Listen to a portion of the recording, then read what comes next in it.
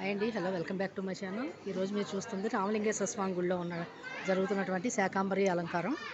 ఈరోజు పౌర్ణమి గురువారం సందర్భంగా వీటిని అలంకరిస్తున్నారు. రేపు శుక్రవారం అందరూ వచ్చి దర్శనం చేసుకోవచ్చు.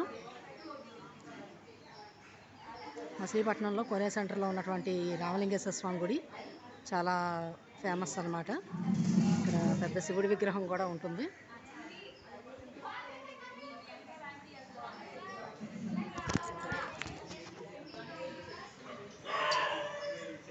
తప్పకుండా ఆషాఢ మాసంలో అందరూ ఇది గుడిని దర్శనం చేసుకోండి. శాకాంబరి ఉత్సవాలను కూడా అందరూ తిలకించండి.